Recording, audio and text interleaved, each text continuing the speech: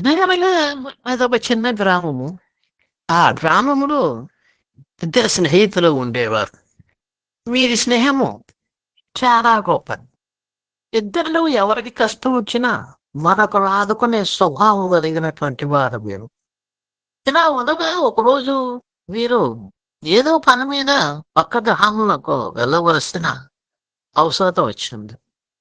అయితే ఆ గ్రామము అడవి మధ్య గుండా వెళ్ళాలి. అయినప్పటికీ వారు ఏమాత్రము భయపడక ఇద్దరు ధైర్యంతో ప్రయాణం చేయసాగారు. ఇలా ప్రయాణం చేస్తుండగా వారు దట్టమైన అడవిలోకి ప్రవేశించారు. ఆ అడవిలో ప్రవేశించిన వారికి అనేకమైన జంతువుల శబ్దం రావడంతో భయముతోనే ముందుకు సాగారు. అయితే ఇంతలో వారికి ఒక ఎలుగుబంటి వీరిని వెంబడించసాగింది. దాని నుండి తప్పించుకొనుటకు ఇద్దరూ పరిగెత్తసాగారు.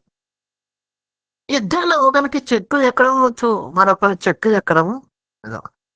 అయితే ఒకడు వెంటనే చెట్టు ఎక్కాడు. మరొకడు చెట్టు ఎక్కడం రాక ఏం చెయ్యాలో ఆలోచించసాగాడు. ఇంతలో వానికి ఒక ఆలోచన వచ్చింది. గతంలో వారి టీచర్ చెప్పినటువంటి కథ గుర్తు వచ్చి చచ్చిన వారిని ఎలుగుబంటి తినదు అని టీచర్ చెప్పినటువంటి కథ వాడికి జ్ఞాపకం వచ్చి వెంటనే అది అమలుపరిచాడు. చచ్చిన వారి వరే కింద పడుకొని పోయాడు.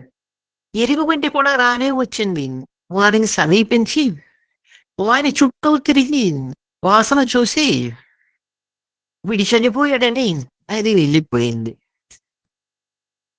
చెట్టు మీద ఉన్నవాడు కిందకి దిగి వచ్చి ఆ ఎలుగుబంటి నీతో ఏదో మాట్లాడుచున్నది.